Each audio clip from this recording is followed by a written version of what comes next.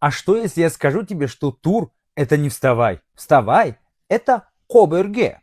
А что же тогда такое тур? Тур– это как быть, но не как бол, например, самостоятельно. Улуджаш бол, насыплы бол, а быть внутри какого-то процесса.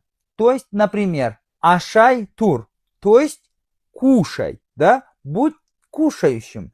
Джатып тур, лежи. Турганын чатур, оставайся таким, какой ты есть.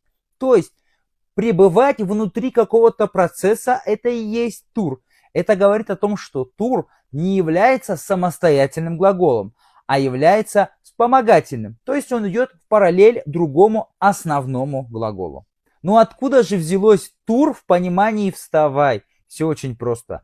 Эрге тур – это будь вверху, то есть пребывай вот там наверху. Со временем слово «эрге» выпало и остался всего лишь тур. Поэтому мы часто говорим тур, когда кого-то призываем подняться.